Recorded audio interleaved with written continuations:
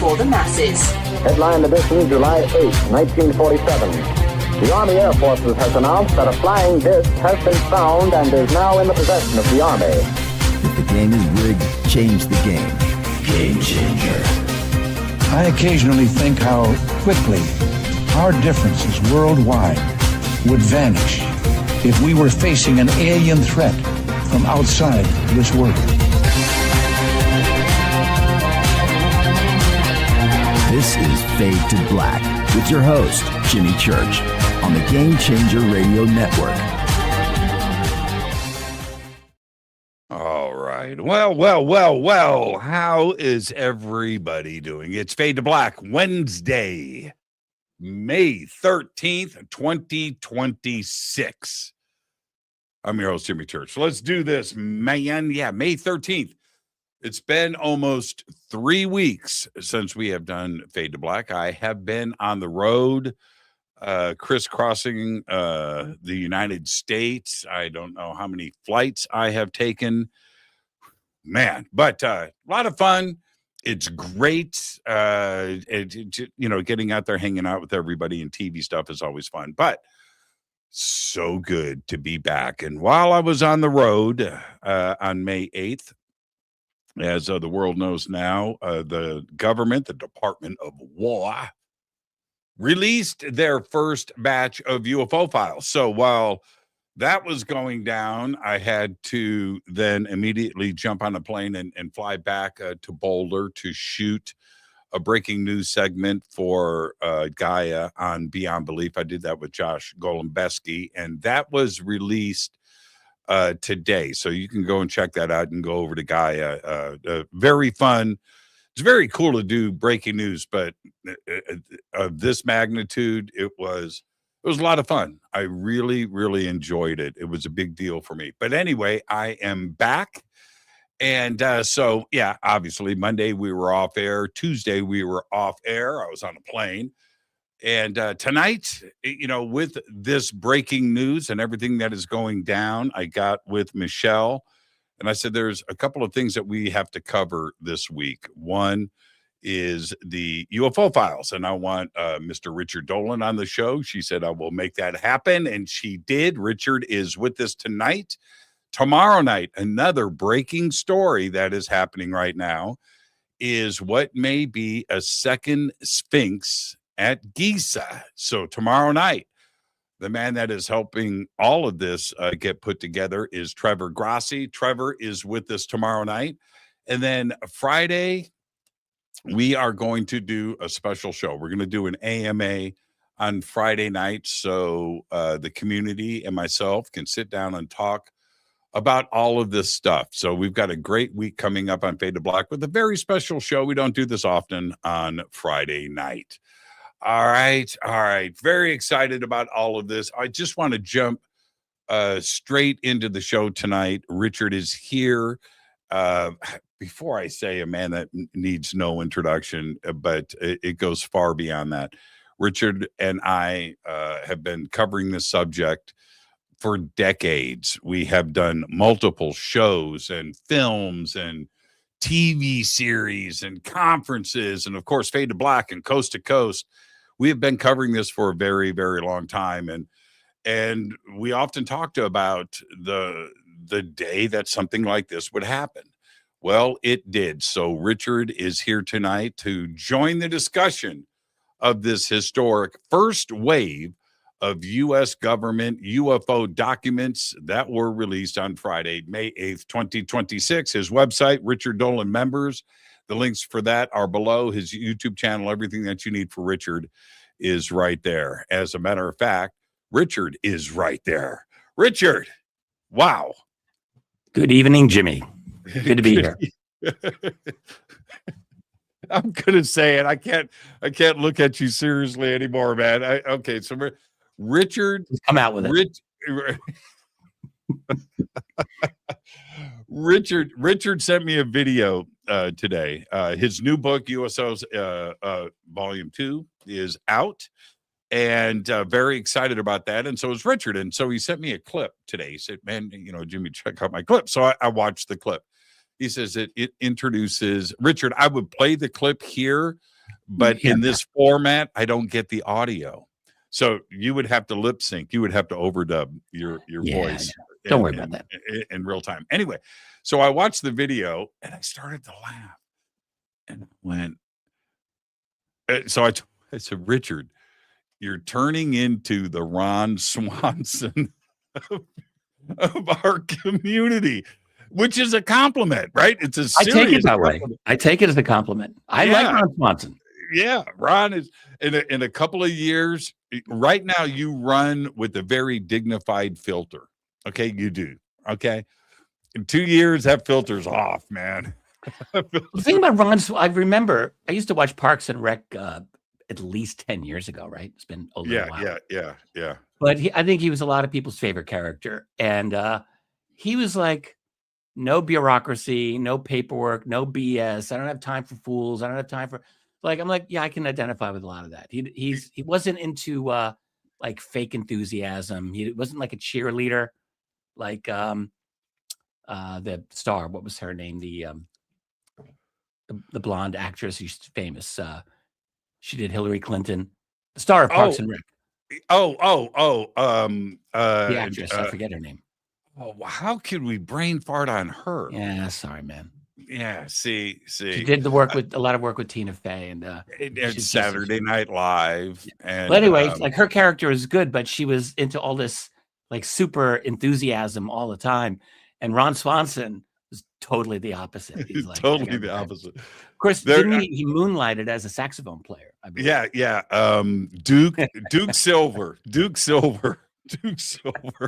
Hey, I'll take that. That's fine. Thank you. When he takes the stage and he goes, "It's cold outside, but it's about to get warm in here." Ron Swanson. You got me laughing on that one. Yeah. It's just classic. He just has a deadpan that works. Yes. A matter of just the facts. When he goes to St. Elmo's Steakhouse. And the waiter brings him his steak, right? In Indianapolis, he puts the steak down. He goes, "That's a 2-pound ribeye." Ron Swanson turns and he goes, "You're doing the Lord's work, sir." It's been a while since I've seen that show, but oh man, oh geez. Okay, all right. Got that out of the way. May 8th, Richard, 2026. Is this a date that we're going to remember? I don't know, maybe. I mean, there have been other countries that have done similar releases of UFO files, and I don't think it amounted to very much. I mean, think of all the ones that the United Kingdom did. They're like, "Oh, look at all of our lovely UFO files," and they were just snore city. Just was not all that interesting. What I see here, this is interesting. I mean, I think I see it as a controlled release of just like whatever, like how did they just gather this together? I think they just rummage around a bunch of departments and just found some stuff that they felt that they could release. I mean, some of it's very old. You have PDF files from FBI files from the 1940s and 50s, which some of that is genuinely interesting, but it was I think all of that was already released. Not that it's not valuable for people to see them again or for the first time. A few of the videos, I do think really deserve some careful technical review beyond anything that I'm able to provide to them. I'm not saying that any of these clips show alien technology. I certainly wouldn't go that far, but I'm also not going to wave them away just because someone comes up with an explanation for some of them, like the starfish, the 8-pointed object, which I think is quite an interesting one. And I think some of the others are quite interesting too. I thought the Apollo 17 photograph was interesting. That was great. It was interesting. I mean, that was great. I was glad to read the transcripts of the Apollo 11 guys when they came back and talked about the object that they saw on their way to the moon. This is something that we in our community had heard about back in 2005 when Buzz Aldrin mentioned it. And I was not aware, maybe some listeners were, but I was not aware that this was actually talked about at length by the 3 astronauts when they returned. So we got to read that transcript. And there were other really interesting things. I think the recent ISR stuff, though, from the 2020s, that is intelligence, surveillance, reconnaissance videos. Some of them are really, I mean, you could say they were all of drones, and maybe they were, but some of them moved in ways that I would like to know how, what drones can do, some of the things that these objects did. So I think what I realized when I watched many of these videos was how little I know personally about the true technical, like maximum specs of a lot of drones that are out there now. Like, how good can they be? And I don't really think I know. I don't think that I'm clear. Like, what can a drone today behave like the way we traditionally think of as UFOs and things like that? I would say yes. Maneuverable. I would say yes. I would say yes. You remember when I first? Well, we don't know what they are, though. If you're going to say yes, don't just say yes and leave it. You got to come back with some specifics. Right. Which I was trying to do, Richard, before you stepped on me. I was trying to interrupt. Ron Swanson interrupting you there. It's Ron Swanson. See, Ron would do that. Ron would do just that. You remember when I told you right after I saw that triangle thing over Lockheed Skunk Works that flew over my head and stopped above me, I don't know, 500 feet in the air. Yeah, that's right. And that was about 60 feet across. It was totally silent. And it was strobing really fast. Anyway, 3 lights. I didn't see a shape. That was what you were asking me. I wish I could say that, but I can't. Anyway, so it went back. My guess, because it was flying like it was directly over Lockheed Skunk Works, that was the testing of something like that, and that behaves pretty cool and deliberate and dead silent, dead quiet. If somebody saw that over any other American city, oh man, it would be good night. So you got to wonder, we've heard stories of this type of technology for a long time now. Mm-hmm. Not just when you saw this. I mean, you take this back to the 1990s and 80s. People were seeing some very bizarre, claiming to have seen advanced technologies out of Antelope Valley and the whole area around Area 51. Okay, so let's say that's true. You have to wonder, where is this in the U.S. military arsenal? Anywhere. Could have come in handy if they were fighting wars to win them. So there's a lot of explanations to provide there. You could say, well, U.S. doesn't fight wars in order to win them, which is a legit argument to make. Maybe true. But nonetheless, you would think, like, you get some kind of silent triangle that accelerates instantly. They can, you had Trump just wanting to go into Iran and steal all their nuclear material. Well, why the hell did you not use that to sneak in there? Not that would be to begin with, but I'm just saying, right? It's a legit point. It is a very, very legit point. Now, okay, so I love your take on May 8th. I'm going to say this. I think that they were also trying to be clever, okay, and not in what they did expose, but they made some mistakes. Clearly missing here is Roswell and Kenneth Arnold, but where the mistake so much. Oh, hey, listen. Here's the Kenneth Arnold was in there, I believe. No. I thought his drawing was. I will say this in the interest of transparency, that I downloaded all of it and put my eyes on everything that I could in those downloads. So I looked at probably 1,000 documents, right, or whatever it was, 161 files. Yeah. So that being said, Roswell wasn't there, but here's the mistake with that. They gave us military reports prior to, on the date of Roswell and before. And you wrote about a lot of these in your first book, Volume 1. Yeah. And Security State, Volume 1. Morocco. Yes. Muroc Army Later Edwards Air Airfield. Force Yep, Base. yep, which is right down the street from my house, right? It's Yeah. right over here. And back then it was called Muroc Army Airfield. They renamed it Edwards right after the base opened a few years later. Now it's called Edwards, same base. Yep. All the history that is behind Edwards and Muroc, because it's in the middle of a dry lake bed. So Chuck Yeager, the sound, they landed the space shuttle there. You know, it's this big open thing. But I'm gonna bring this up. Now there was 7 official Muroc sightings that they filed reports on, right? So here's one.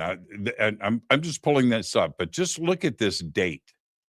July 8th, 1947, which is the date of the Roswell Daily Record. Okay. So this was filed, it was cited on the same day that the Roswell Daily Record came out. Curious, right? I find that very interesting. And this is a military report. But if you scroll down and you look at this, right, this is what they say on the shape of the object right here. Formed a tight circle, disc-like or spherical. Disc-like, and color is silver. This is before. And by the way, the flight speed, they estimated at 300 miles per hour above there, which is pretty fast. I mean, for 1947, that's ripping. Very fast for a disc type of planform. Spherical. Right. And they had 7 of these reports. Here's another one here. Here is another one here. And if you look at the date, July 8th, right? And if you notice, this is 350 to 400 miles per hour, saucer or disc shaped, silver, right? Okay, and then let's keep going through this. Here's another one, July 8th. This is incident number 2, right? Okay, this is incident number 2, first page of the report. And if we go back and we look at this one, this is July 7th.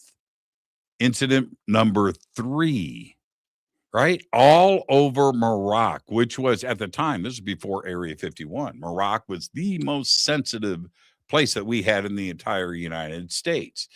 And I think this is a mistake by the government to, to admit. Let me just say, so I've read these reports many years ago. So they have been in the public domain for quite some time. So, I mean, I don't think that they were officially in need of being declassified, since I think they were declassified a long time ago. But they are not well known. No. And I think those documents and a number of other documents, they had a whole bunch dealing with the green fireball sequence of 1949 and 1950. And without getting too much into the weeds here, that was another very, very interesting and perplexing and still unsolved and probably anomalous series of sightings over by Los Alamos and the areas around there that went on for several years. That's right. And they had a number of documents that were released, some of which I didn't recall having seen before, but I'm assuming they probably were previously declassified. But I'm glad you mentioned these Muroc papers, because that series of sightings over that base at that time was very, very interesting and very perplexing. And if I'm not mistaken, I think Edward Ruppelt referred to it in his book that he wrote in the 1950s on UFOs. Yeah, that's correct. And one of the, I've pulled this one up too as well. This is July 4th, 1947. This one is in Oregon. This is incident number 7. Same description here, disc shape, silver. This one is 30,000 feet, 39,000, 30,000 feet. 30, yeah. Yeah, and this is over Oregon. But again, incident number 7 in this series of reports, it has been estimated for many years now from so many great researchers that Roswell probably happened on July 3rd or July 4th. And then here we have a report in Oregon describing the same thing from our military. That's what needs to be stressed here. that this was a military sighting and a military report. There's one other thing that they, I want to point out in this time period. Again, I feel if you're going to omit Roswell and then suddenly have a whole tranche, right, of documents of the July week, right, when everything was kicking off, including Kenneth Arnold, right, up in Tacoma in Seattle, is the 1944 and 45 reports of Foo Fighters. And so if you go and you look at the official reports and the letters that were written, the correspondence memos that were going back and forth about that, very interesting. But if you look in and read the details, there's a 1945 over the European theater report of a cylindrical craft. In this tranche of released documents, Yes. I didn't see any Foo Fighter. I must have missed those. Well, very interesting. Yeah. I think these historical documents they may turn out to be honestly the most valuable things in here, even though I suspect they have all been declassified, but maybe it doesn't matter. You know, I mean, most people have not been familiar with them. I've read many of the original government documents, but there were others that I've missed. And so in that sense, I will say I'm glad that these are being released in a kind of a package. Not that it's particularly well organized, but at least they're there. And I'm glad that you went through those and you found the Morocco documents. I think those were a series of sightings. I think the big day was, as you mentioned, July 8th. And there were, I think, a series of 3 or 4 sightings that day. That's right. That were noted by people throughout that day. And all of them were pretty interesting. Well, the eyewitness reports, 3 were from ground crew with that in the interviews with the quotes from them. And 1 was a pilot. All right. Okay. So the pilot gets out of lands his plane. He's walking across the tarmac towards the hangar. Something flashes in the sky and he looks up and he's like, huh. Now, the first thing that he says, if that's a balloon, but it's disc shaped, I don't understand this, but if it's a balloon, why is it going against the wind at that speed? Why isn't it taking off in the other direction and having the wind carry it? He watches it go north into the wind and disappear. All right. About a half hour later, he goes in and tells everybody about it. Half hour later, they're back, right? They're like, what? And they walk back out and there they are again, circling above Morocco. And they stood out there and watched it the whole time. So much, like you said, there were 3 or 4 sightings that day on July 8th. With the ground crew. I'm going to say this before we move on. The ground crew, the tech staff at Morocco, the best on planet Earth. These guys are trying to break the sound barrier. They've got Lockheed. They've got Chuck Yeager out there designing aircraft. In the heat, you always saw those guys. You remember they're out there with no shirts on, with the sweat dripping off. Yeah. Welding. And, badass dudes. And they were the very, very best at the front of serious technology, and they did not know what they were looking at. That's a really good point. I think you're exactly right, and I'm glad you're bringing attention to that. I don't know that anyone else has discussed that particular batch of documents in the media discussions of it. Everyone's focusing on the videos, but really, I think some of the real gold is in those old documents, the old history. So golden, man. So gold. Okay. So let's stay on this for a second. There was another. Something. Oh yeah, go ahead. Let me add. If first of all, what we saw in this document release was, let's just say, not disclosure. Okay, not disclosure. If the U.S. government actually wanted to do a UFO or UAP disclosure, I was just saying this the other day to Bryce Zabel. You know, we have rumors, which I believe, of say Lou Elizondo being in a warehouse and being with a landed craft with a flying saucer. He didn't tell me this, but I have heard this rumor, and I'm just going to say, I think I believe that rumor. There's other stories. Ross Coulthard had the story of the craft that was so large it had to be kind of covered up because it couldn't be moved. We have David Grush talking about, technology and biologics.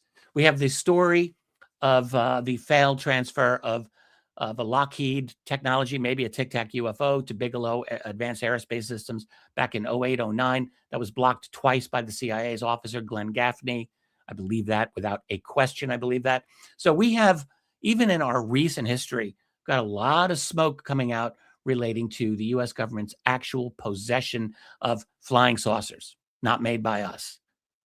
So if the U.S. government wanted to do a disclosure, all they had to do is take someone's phone and say, here's some video of our warehouse, people.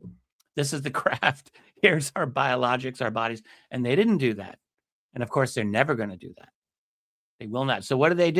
They do this document release, and I don't want to minimize it to make it sound completely unimportant, but, we're really seeing a tug of war, right, between what I'll call the insurgency group, for lack of a better word, and the old secrecy group. And it's back and forth. And I think what's happened is that we're seeing a classic bureaucratic release of documents of the bureaucracy in charge of managing all this stuff. And they're just like, okay, here you go. Here's some documents. You happy? This is not, when people talk about transparency on UAP or UFOs or disclosure, this document release is not what people were talking about. I'm just going to say that. No. Now, that's the other mistake. My angle on all of this, Richard, is I want to look at what's not there or what the intention was, not necessarily the images and the videos. Yeah. Okay. We can pick that apart all day long because it's right in front of us, and we should do that. But it's the other side of it. I look for mistakes like this Morocco thing. I think the Morocco thing was a glaring mistake to approach it like that. Better to do Roswell 2, right? And get that in there but just to have a whole pile of military reports prior to on July 8th and before. Yeah, that's a pretty good point. Yeah, it's a big mistake, but they made another glaring mistake. All right, let me pull up something. I want your opinion on this. Okay. And this is my I want Ron Swanson's opinion. Okay. Oh, all right. Okay. All right. Here we go. Not that much like him, but okay. Okay. Here we go. There's about more than a dozen mission reports that are here. And a lot of those mission reports are completely redacted, the whole page, right? So they have 4 pages of black and then one. Okay. And this is one of those pages. I'm going to pull it up. Oh, no. Before I pull it up, I'm going to say this. They've provided 20 videos or so. Okay. All right. Can be picked apart, as you said. Are they drones? Most of which lack metadata. Most of which lack all the platform data, the sensor stuff. Yeah, it's a Reaper drone at a distance. With that some dude in a warehouse in Nevada with a joystick, right? And he's controlling it, and looking at it. That's fine. I encourage that. But here's the mistake. You ready? Here's a mission report. Mission report, heavily redacted. This is one page. The other pages are blacked out. All right. But check out this line right here. It says, it's 1X UAP, 2X UAPs sighted, right? Are you ready for this? Right here. This line. Full motion video was exploited by DGSI. Right there. GS1, I think that is. They didn't include that video. So when you want to say or speculate, what else do they have? Oh, yeah. It's right here in the mission report, Richard. Full motion video was exploited. and this is over and over again. I can show you again, right here. 2.5 hours of full motion video. 2.5 hours. Here's another one that is going to say the same thing. Blah, blah, blah, blah, blah. Full motion video exploited. All right. And then this, it's right here. Yep, I see it. Yeah. Full motion video exploited, right? At 2040 mission hours. That's a mistake. So don't say that's all there is, that there's nothing else. When this is gun camera footage of a chase, okay? It's a mission report. Right? Where's that video? Really good points. I think that's a fantastic point. And that combined with the fact that the videos that were released, as I was saying, I mean, they don't, all the full metadata or any of the other data that goes along with these videos, it's very difficult to do a proper analysis of what we're looking at in most of these cases. It's nice that most of the videos seem to be accompanied by some of these mission data documents, but there's still a lot that's missing. And so I don't know how easy it is for us to really get in and do proper analysis of these videos so that we're really confident of what we're looking at. I mean, I know there's been some skeptical attempts to explain some of these, and maybe they are correct, but I get the idea that even when people are throwing skeptical explanations out, that they're just coming up with their best guess. Right. Like the starfish or the 8-pointed object, some kind of parachute. Like, well, maybe, all right, maybe it is. I don't really know. I'm not that confident in saying that it is. Yeah, and it could be, holding a flare. You do see the smoke from behind that. And without analyzing the video, the problem that I have with that video, if that's a parachute, then it's shot directly above it. And that parachute never changes shape. And you have to ask, too, if it's a parachute, why is it ending up in a collection of UAP videos? Yeah. Who the hell doesn't know that they're shooting video of a parachute? Exactly. Who's that dumb? Yeah. So there's some odd questions about that. Yeah. I do have questions about it. There was this is another mistake by the government, in my opinion. They included 4 slides from a presentation. All right. And the slides are titled Western United States. What is missing from this, I'm going to pull it up here. This is one of the slides. And an artist rendering of what they saw. Now, here's the mistake, though. This is a very, very, very, very, very significant situation that we're dealing with. How significant? But you've got to be. It's Ron Swanson significant. It's Ron Swanson. Don't mess with me, man. Okay. Don't mess with me, man. This is a team of federal agents, okay, for 2 days that witness this UFO activity. And this is, again, from a presentation, and these are the slides. And it says right here, 2 law enforcement special agents, us versus 5 and 6, witness a glowing orange object or approximately similar 5 to to 6 the eye of Sauron. Yeah, right. Yes. Actually, I think that's how they described it here. Yes. Okay. Great. And then orbs launching orbs. Same team of agents. 3, it says right here, 3 teams of 2 federal law enforcement special agents independently describe seeing orbs in the sky emit or launch smaller red orbs in groups. And then, okay, wait. That's great. That's not why it's significant. This is a presentation to the Pentagon. This is a presentation to the Pentagon. Yeah. You need to look at it from that lens, frame it in that context. Exactly.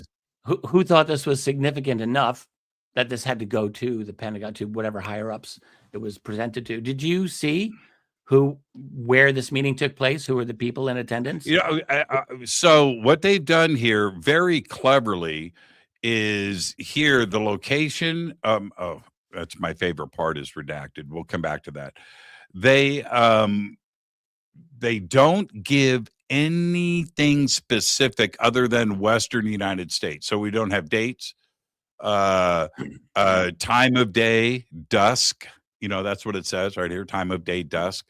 So all of that is omitted. I'm sure that was verbally spoken live, during the presentation. We were out doing this, but the name of the presentation is Western US.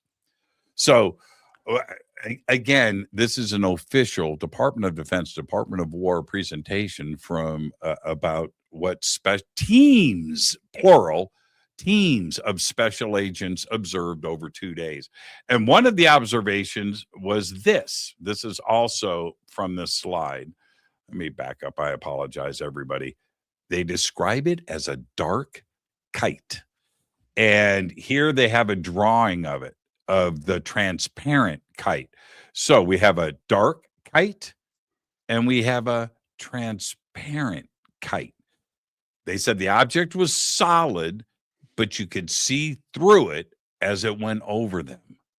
This is a presentation. Wow.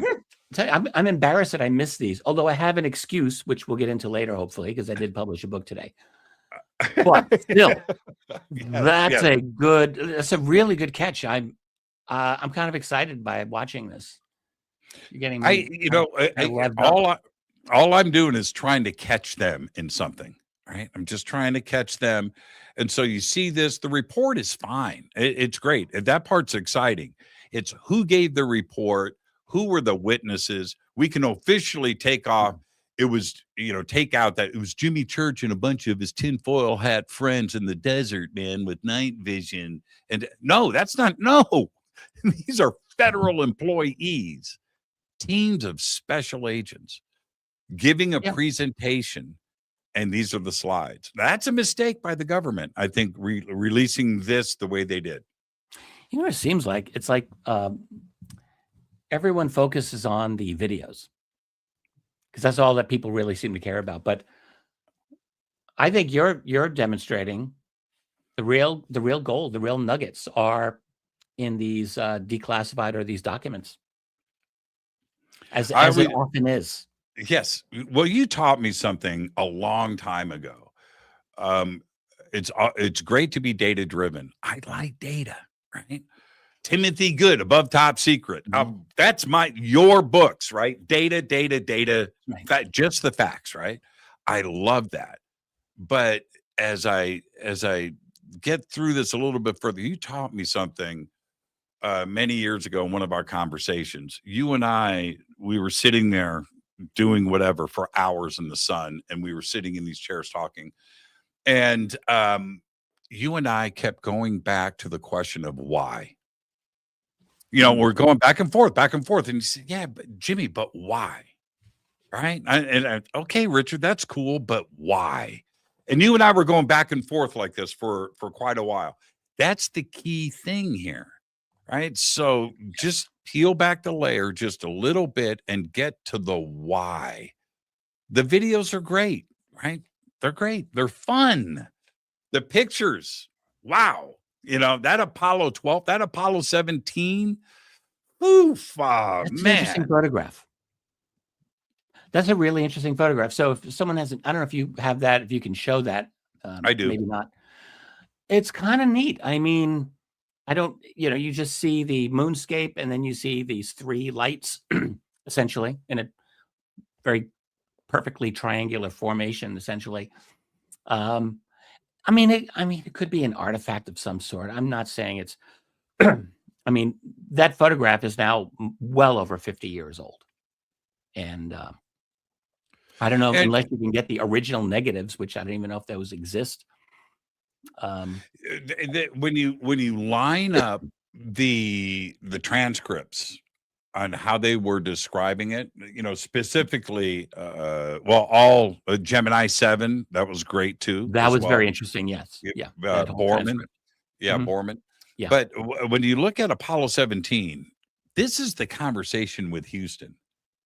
They're like, dude, I woke up this morning and they're still there. Dude, I woke up this morning and they're still there.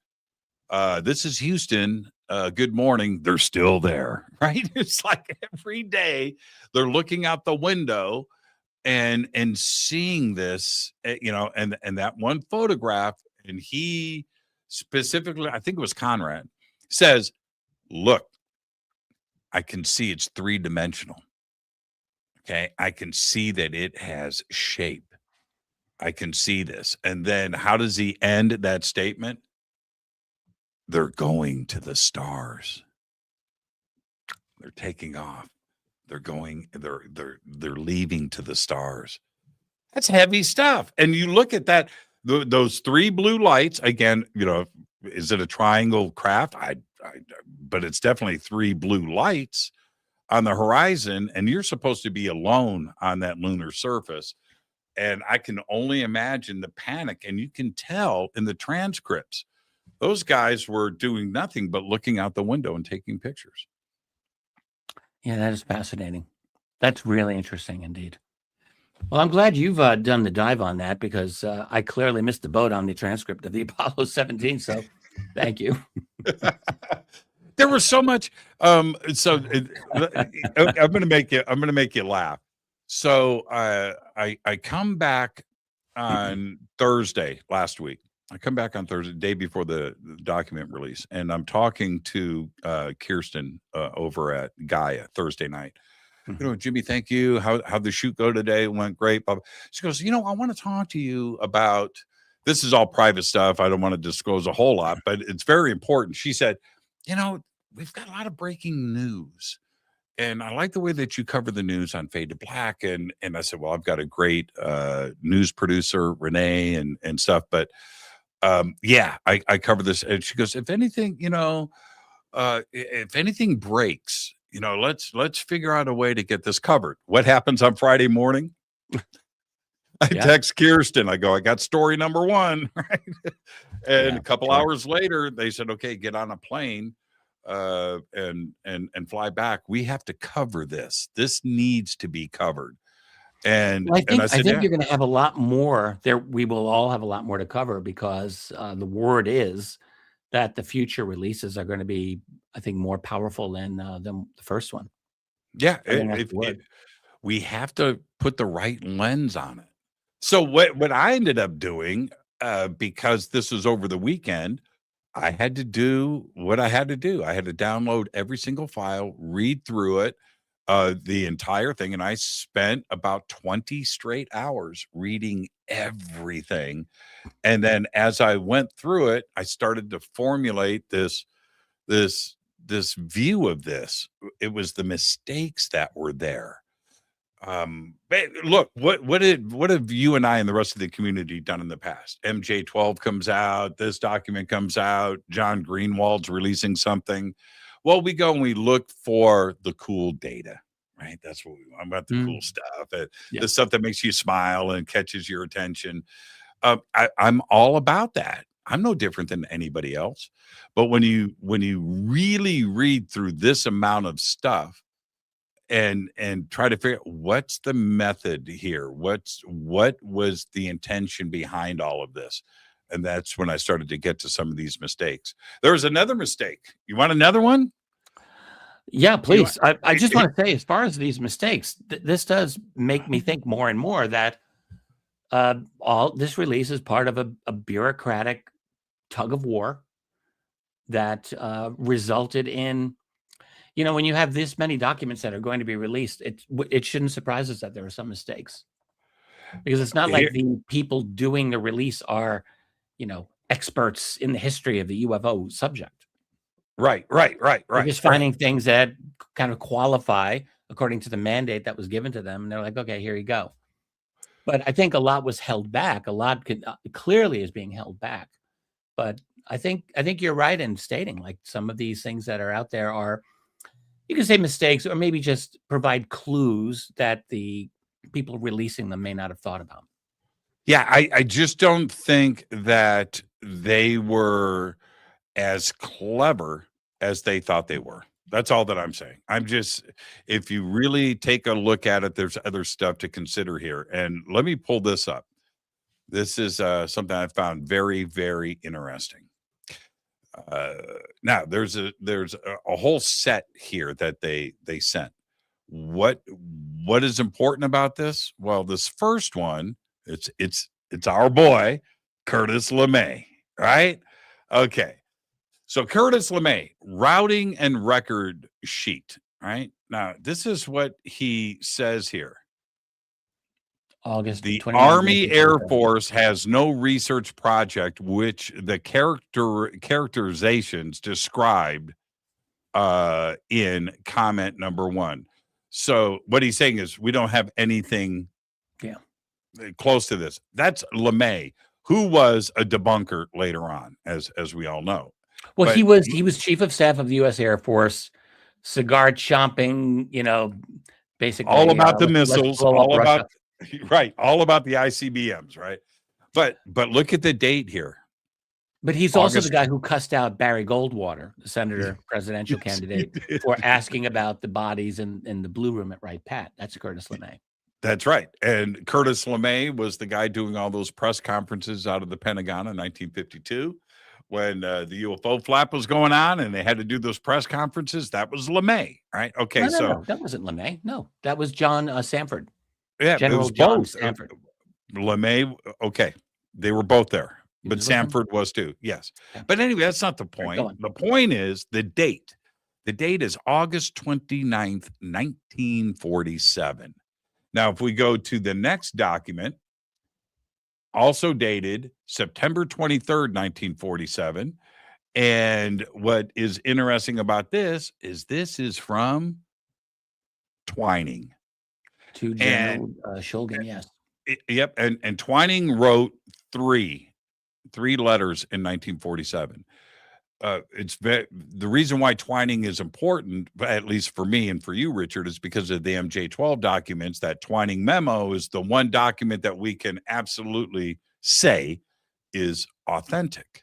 Well, yeah, this is one of the most important UFO documents that you've got right here.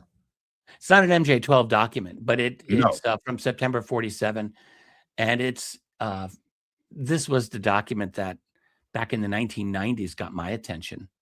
And made it's me think, this I line. want to go more into this. Yeah, where he says the phenomenon reported is something real and not visionary or Fictitious. Right. And that's Twining document number 1. Then we go to Twining document number 2, also from 1947. And the comments that circular or elliptical in shape, flat on the bottom and domed on the top. That's from General Twining, man. 1947. Yeah. And right he's there, working off of the military reports that were coming to him. He was over at Air Material Command at Wright Field, later Wright-Patterson. Yep. And where they had the Foreign Technology Division, where they had some of the German scientists that they got after World War II, where they were actively looking into this, asking, is this something that we built? Is this something you Germans were working on? Like, those questions were very, very active at that time. So Twining was the guy on top of it. And that letter that you're citing, that is the famous Twining memo, where he was answering General Charles Shulgin, who was asking Twining, basically, what's up with these flying saucers? Is this a thing that I should be concerned about? Is this something that we're working on? That was essentially Shulgin's question. And what you showed there is Twining's response, which is that this is not imaginary. This is not fictitious. The performance capabilities of these are extraordinary. And he describes them as you just did. Silent maneuvering was one of the other things he mentioned in there. Evasive when sighted. High performance all the way. And so very important document. Very important. What did you make of what I don't want to see, what I don't want to have this turn into is I don't want this document dump and this website to turn into Project Blue Book and have that reputation, right? I don't want to have that happen. But what isn't here so far is an investigation. They're just throwing everything out there and Exactly. letting us, right? Yeah. There's So no analysis. no analysis. The only analysis that I saw was from France. The Cometa report was somehow in there. Well, and That's so, an okay, analysis. yes, great point, because they did include Socorro.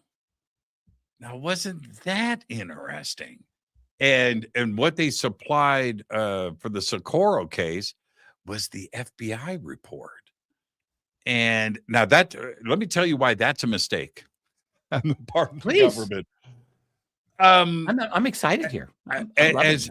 As you and I know, and for those that have researched this subject in depth, specifically Socorro, you know, but most don't. So let me say this. Man, when Zamora, who was in a police chase, he was chasing some kids, pulls off the chase because he sees something off to his left. He thinks it's another car crash rolling in the desert. So he drives out to see, thinking that there's fatalities. So he pulls up, sees what he sees, gets on the radio, calls back. He's local law enforcement, calls back.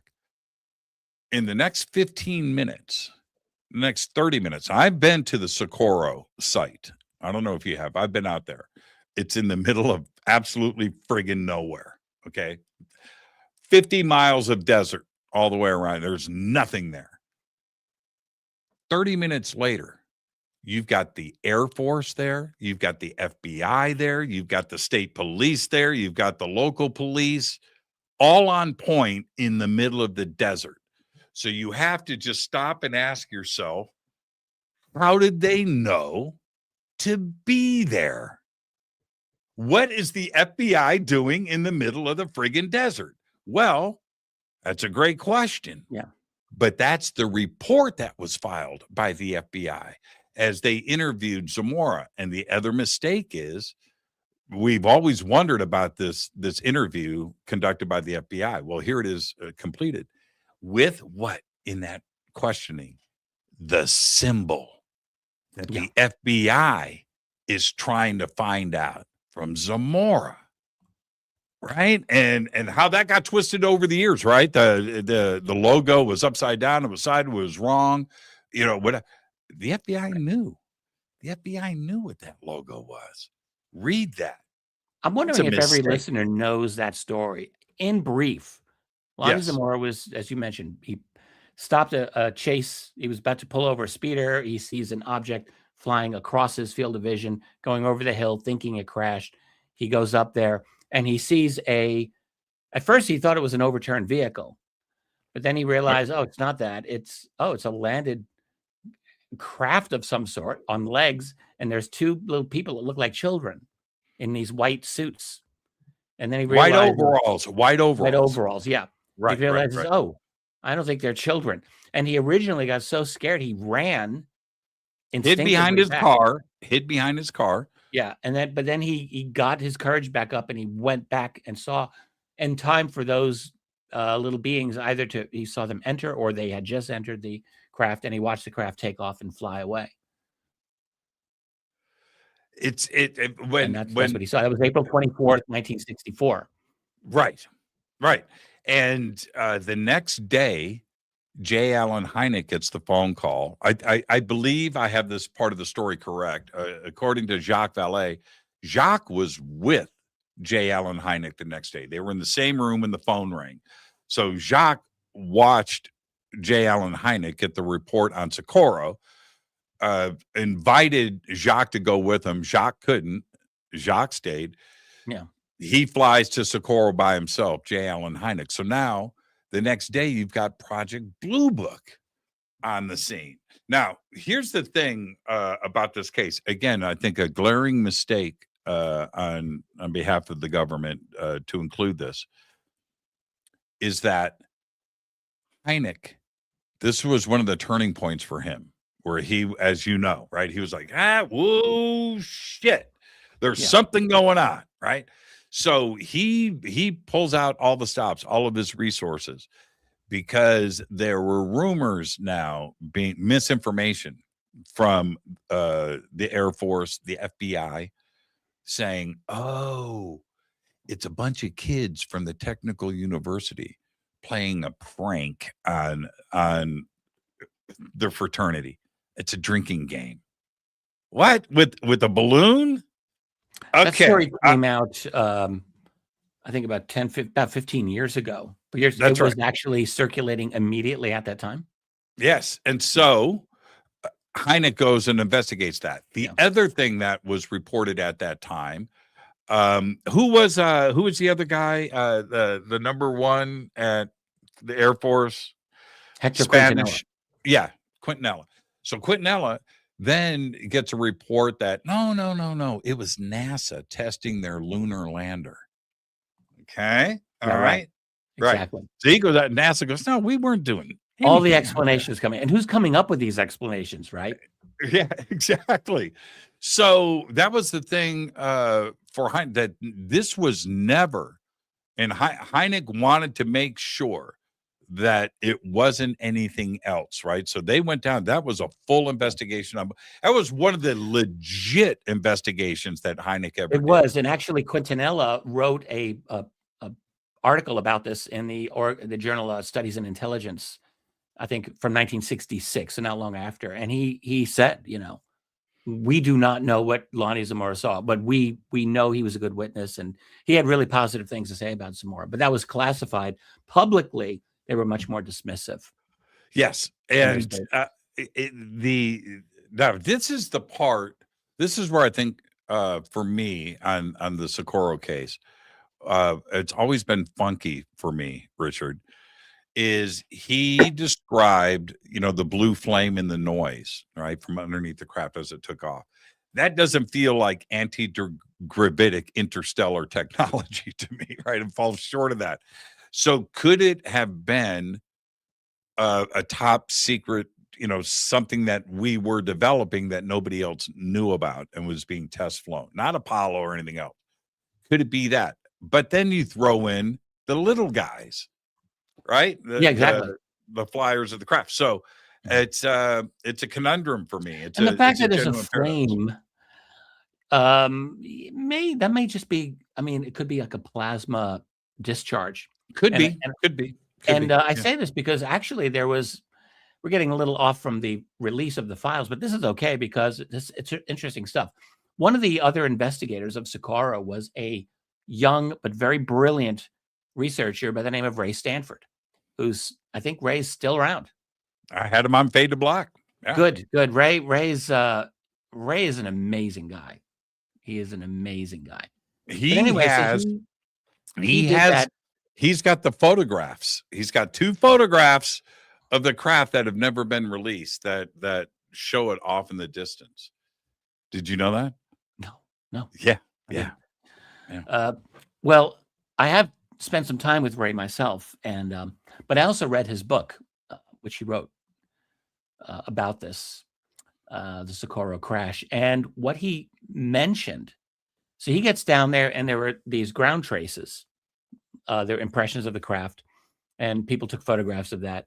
Ray took a sample of a rock that had some kind of strange metallic debris on it, believed to be from the craft. So he had this, and he took it back to Maryland, and he through Richard Hall, who was a very major person back at the time. He was one of the top people at NICAP. Former Air Force intelligence. Richard Hall never liked me. I just got to say this. He did not like when my book came out. He didn't like what I had to say about him, whatever. But here's why I didn't like Richard Hall. So Hall says to Ray, hey, let me take that. I know people over at the, the Goddard Center there. Space Institute. Yeah. And they can analyze this for you. So Ray was like, okay. So he hands it over, and he's in touch with one scientist who is analyzing this, and they're on the phone.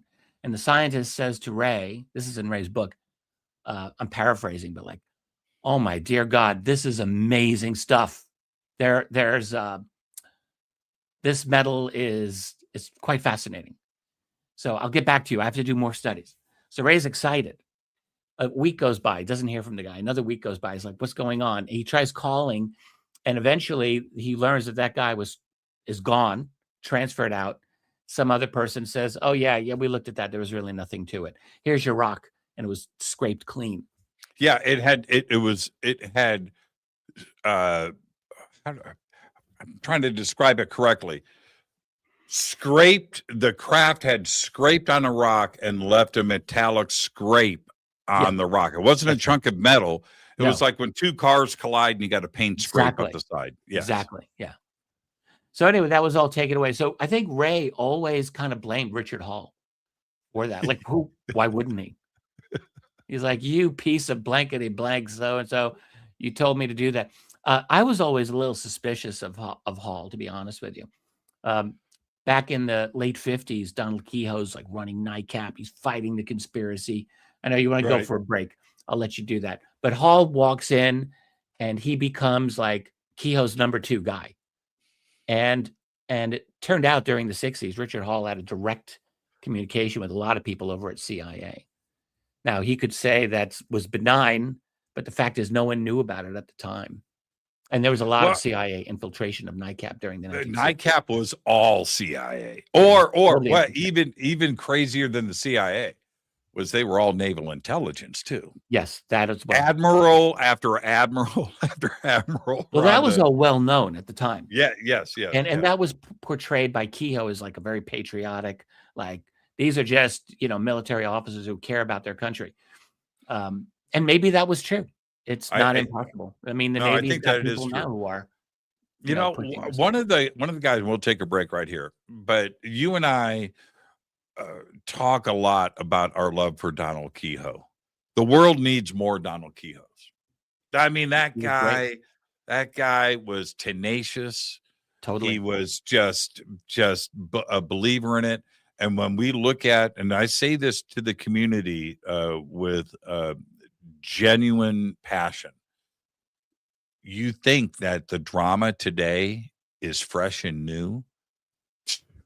Donald Kehoe, it's been writing this book for a long time. That is absolutely true. Why don't we take our break and I'll let's take our break. Richard Dolan is here. We're talking about May 8th, 2026, the document dump, allegedly number 1. We're waiting for number 2. We'll be right back. Richard, stay right there. This is Fade to Black. I'm your host, Jimmy Church. We'll be right back after this short break. Stay with us.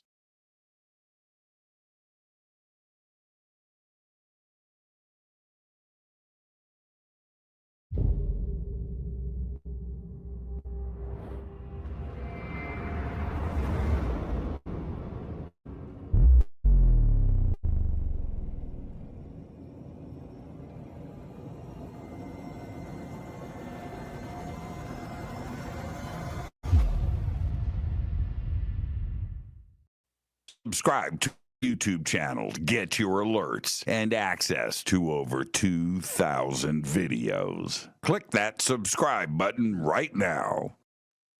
Contact in the Desert is back. A legendary lineup of iconic speakers, including George Knapp, Jeremy Corbell, Daniel Sheehan, George Norrie, Whitley Strieber, Chris Ramsey, Dr. Diane Hennis-Powell, and many more. Join us in beautiful Indian Wells, California, May 28th through June 1st, as we explore infinite realms. Get your tickets now at contactinthedesert.com. I'm heading back to the Midwest for the Contact Modalities Expo, May 1st through the 3rd, 2026, in Delavan, Wisconsin, at the Lake Resort. It is beautiful. This is a great conference right in the heart of the Midwest, where I'm from. I'll see you there. Just go to Contact Modalities Expo. That's XPO.com. I will be hosting and presenting once again at Contact in the Desert. That's May 28th through June 1st, 2026, the largest UFO conference in the world. Come and hang out with us June 23rd through July 1st. Tickets and everything else that you need is at contactinthedesert.com. Want to change your life? Want that paradigm shift? Then visit Peru with Brian Forrester and myself for the Inca Celebration of the Sun, June 23rd through July 1st, 2026. A full 10 days of visiting the country, all of the amazing sights, and of course, the celebration of the winter solstice. It's all simple to do. Go to hiddenincatours.com. Come join us for the Monty Python Scotland Tour, August 1st through the 9th, 2026. This is a once-in-a-lifetime event where you get to go to the castles from Monty Python and the Holy Grail. August 1st through the 9th, 2026. Just visit HaleyARamsey.com. Watch Into the Vortex on Gaia TV. It's fade to black for the screen. Simple to do. Go to Gaia.com, search Jimmy Church, or click on the link below. Follow Fade to Black on Twitter at JChurchRadio. Get all of the show updates every single day. It's now called X, but who cares? Go to jimmychurchradio.com and become a Fadernaut. Get a membership. That's right. Everything is commercial free. You have access to downloads, and you get to call yourself a Fadernaut. River Moon Coffee, makers of the Fade to Black blend. Truly the best coffee on planet Earth. Just visit rivermoonwellness.com or their Amazon store. It's all simple to do. You can check out the Fade to Black blend, the Game Changer blend, or any of their Black Moon Wellness products. It's the only coffee I drink. It is the best, and it's Doc. Again, rivermoonwellness.com.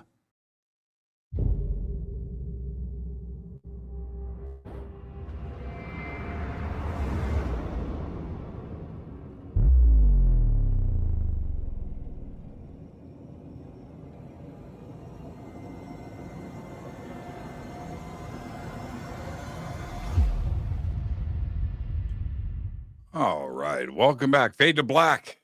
Historic day, May 8th, 2026. The government released what they say is their first batch of UFO documents. It all went down Friday morning. Our guest tonight is Richard Dolan. We're discussing all of this. It's very historic. I want to go back to what we were talking about right before the break, Richard, which was NICAP. There is a whole section of documents here, and there's a lot of them about the FBI's and the DOD at that time, Department of War today, Department of Defense back then, their interest in UFO groups. Oh man, and the comments going back and forth from all of these high-level officials about these groups. Why include that? I found that very, very, very interesting. Yeah, a couple of things. So first of all, I am definitely going. I did a video on this release the day it came out, and like everyone, I was just so rushed. You know, I looked at all the titles of the 161, and I downloaded, I don't know, maybe 20, 25. So I didn't really do much more than that. So I can't pretend that it was comprehensive. So you're going to really prompt me. Well, I decided this anyway, but I'm going personally to go back and I'm going to read every single page of those documents. I really want to do that and do a follow-up video probably. The only reason I didn't is just because, as I was saying, I was trying to finish another book, which I did publish, and I would love to talk with you about. Yeah, we're going to do that next. To your question, we have known, of course, right since the 1940s that the United States intelligence community has been monitoring UFO groups.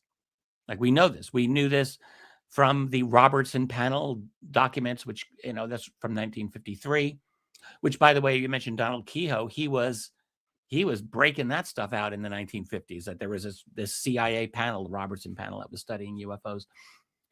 So they've been interested in managing the public discourse of the UFO subject for years and years and years.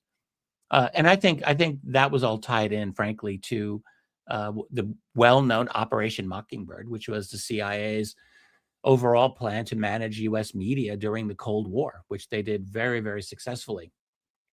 And I think part of that, frankly, was to manage the whole matter of flying saucers and just to throw as much cold water over that as possible. And part of this also involved monitoring UFO groups, which back in those days, they had the excuse, which was that, well, some of these UFO groups, they're not very patriotic because they're not really following the Air Force's line like a good patriotic American. So they could be susceptible to Soviet espionage approaches and things like this. So there was all of these rationalizations that were provided, that were given to study these UFO groups. So that's just a reality of American life during the Cold War. And of course, I'm sure it's a reality of American life today. I forget who wrote the book, Flying Saucers Are Real, 1952. Well, Kehoe wrote The Flying Saucers Are Real in 1950. Yeah, not Kehoe. The other, okay, anyway, a book, but you'll remember the context of it. Yeah. The book opens with a lecture at a university in Boulder, Colorado. Yeah, this is Frank Scully's book. Yeah, The Frank Hiding Scully's Saucer. book. Yeah, right. And right. that's from 1950. 1950. And so with this unknown, person that shows up and talks about that. Okay. And the government was all over that. They were trying to identify who was going on, who booked the room, who paid for it. Who was Newton lecture? Yes. Yeah. And it was very interesting to see that in this document dump. Yeah, very. They were monitoring that. People, who are familiar with some of the FBI documents, the most famous FBI UFO document is from March of 1950, and it references that lecture where, they talk about rumors of beings being 3 feet tall and this type of thing. And that came out of Newton's lecture in Boulder in 1950.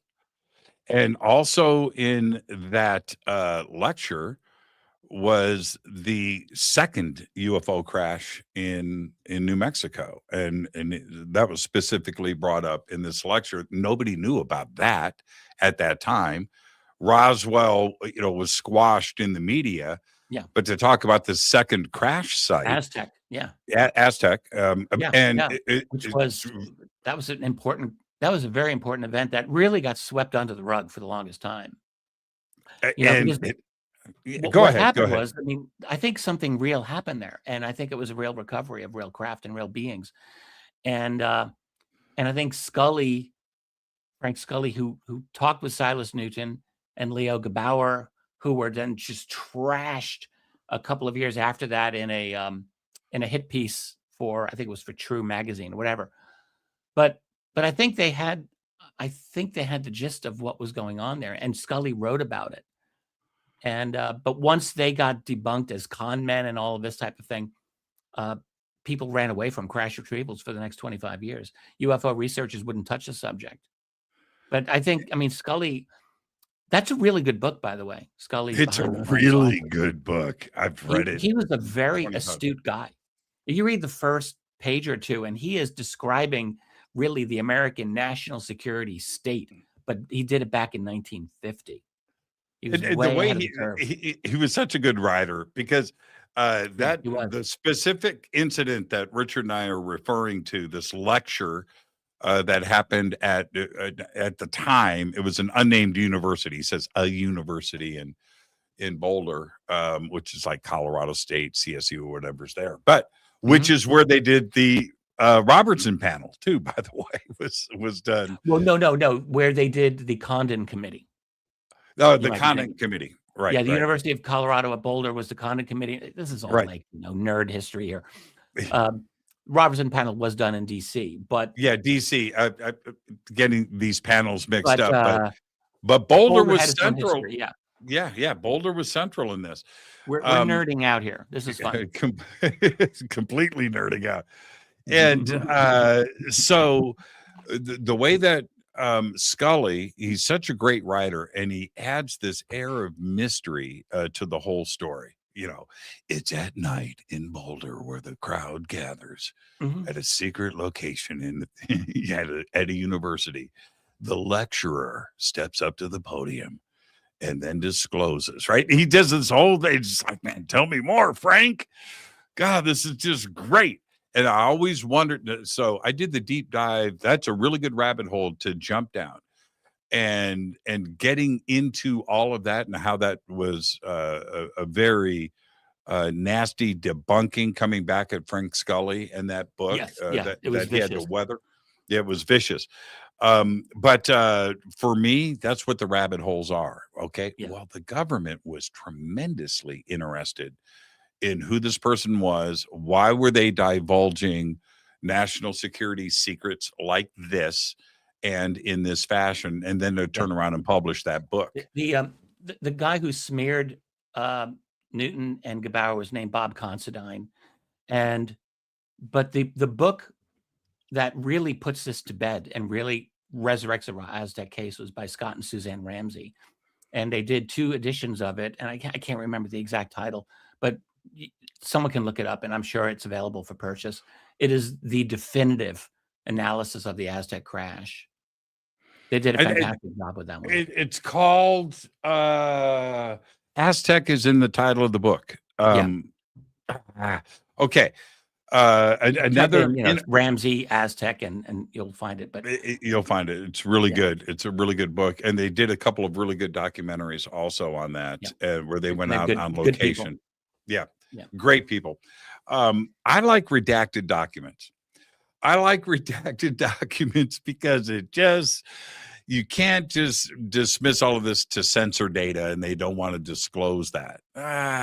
No. And when you're blacking out entire pages, right? Well, then we have this document here, which I'm sure that you saw, and I'm going to pull it up here. Let me tell you why this is interesting. It's not the normal thing for most people. Here we have on September 23rd, FBI special agent interview, blah, blah, blah, goes through. All right. No, that's not what's great about this document. You know why it's great? That one and this one? Because these are titled by the government redacted. Redacted triangle UAP. Yeah, right. It's right there. So you've got nothing, right? And then you come down here, and this is, it's their title, right? But it says right here, UAP detected with descriptive information such as being a triangular and metallic UAP. Yeah. And that is extremely interesting. Observed while transiting over, and this is where they made the mistake, right? So they blocked the exact location. They got the coordinates. Did you triangulate? Did you find the place? Yeah, I have. I'll text you that later. I don't have it. Not speed, so altitude about 25,000 feet. Yep. So they redact all this, right? We know nothing, but they tell us what it is, and then they give us the friggin' coordinates. Right there, and the altitude, 24,000 feet at a speed. You don't recall where that is? I don't want to put you on the spot here. I don't want to. I don't like being misquoted or getting caught. It's fine. I just don't want to do it. 363 45 345. Yeah. Right, whatever. It's right there. It'll pop up in the chat. Bill, there's put it in Google Earth, and you're there. Yeah. There it is. I'll leave it up long enough for everybody in the chat to go ahead and triangulate that and tell us where this was. Thank you, people. Yes. But so they go and they redact, and then they make a mistake. And the mistake is we've got the exact location. Well, maybe it's not a mistake. Maybe there's just not important. I think it's lazy. I think what we have here is this is bureaucracy in action. So I think at the higher levels, you've got the tug of war happening, and then once the word comes out, it's like, okay, you got to release whatever, Trump puts out the statements like, all right, we're going to find these and release them. So then you have like mid-level, who the hell knows who's the people who are going through each individual file. So they're probably like, oh, I'm going to get my coffee break. All right, let me just get this one out. Okay, here you go. Like, were they really thinking, I gotta maintain the secrecy on this? Like, I doubt it. I doubt most of the people like doing the line item work here were, like, must maintain cover up. Like, I don't think they're the ones. Right. I think it's probably higher up. That's my guess. I don't know. I wouldn't call it a mistake. It's just like they just like didn't give a shit. Like maybe that's really was. Ron Swanson. See, I told you, Ron Swanson coming through. This is bureaucracy at play, man, right here. Yeah, true. Let me pull up. We talked about this earlier, and so this is what I find going back to Apollo, because I have a few of the transcripts. This is Apollo 12, and this is what he says. If you look out the AOT in the dark quadrant, you can see these lights, particles of light, flashes of light, just seem to come from, in this case, I'm looking in the quadrant 1, which is the left one. Mm-hmm. It's coming from behind me, the left, and they're just sailing off into space. I was thinking they were dropping from my water boiler, but it looks like some of those things are escaping the moon. They really haul out of here. Just press off at the stars. And all they say is Roger. That's just nuts to me, man. That is just absolute nuts. I find that precious. And I'm glad they put those out. I'm so happy. Oh. Okay. How one of the things that you're going to have to do, Richard, is as you go through this, you're going to have to cross-reference what you've already written about, right? And documents that you have looked at. A lot of these cases I have read in your books. Mm-hmm. All right. But for me, what is interesting is this is the first time with some of these documents where I've seen them in such clarity. And because with these are the nicest versions that are available for any of these documents. I've never seen them this clear. The Twining memo, which you showed earlier, that's beautifully done. It's like beautiful. That's the nicest version. It's the nicest version. So we know that these things do exist. Mm-hmm. It's not I don't know what kind of scanner they are using when they send John Greenwald stuff, but it ain't the scanner that the Department of War used this time around, because some of these documents are on the Black Vault, and you can compare them. One is crystal clear and one looks like it's 4th generation. Like this next document that I'm going to present, because I think you wrote about this. I could be wrong, but when I read about it, I thought about you. And that's this document here, and it's from 1948 about Operation Dagger. All right. Now, listen to this. Now, this is 1948. And November 4th, 1948. And what is significant here, I'm going to read this to you, Richard. I know you're reading it, but I'm going to read it for the audience. Yeah, go ahead. Too, as well, is what this object was doing, right? The performance side of this in 1948 says, following report on unidentified aircraft sighting from the 307th Bomb Group, which participated in Operation Dagger. Unidentified aircraft was sighted by 3 crews of the group and blah, blah, blah, September 5th, west coast of Holland, altitude of 30,000 feet. When first sighted, the unidentified aircraft was cruising at normal jet speed at a heading of whatever. Soon after, the aircraft began leaving condensation trails accompanied by sudden acceleration and then climb. General all agreed by observers that it was a single jet-propelled aircraft employing probably rocket assist with tremendous reserve power, more than normal, cruising cruising speed for jets of the 1947 variety. In other words, this is beyond the technology that we currently have today. Never within identification range, its course did not indicate its purpose. Our evaluation of the above B2. Now, isn't that now again, you got to put this in a historical context. This is 1948. They're seeing something that is not ours, and it just climbs and accelerates away from them during a military operation. Also, you have to ask, like, this is over the North Sea, like off the coast of Netherlands. So who, if it's an experimental craft, where's it coming from? That's right. Like who's developing that in that place at that time? Not the French, not the Brits, not the Dutch. They weren't making craft of that extreme capability.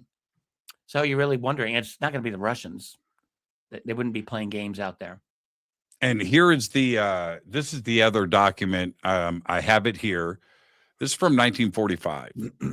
And so let me pull this up. I mentioned it earlier, but this is the actual document.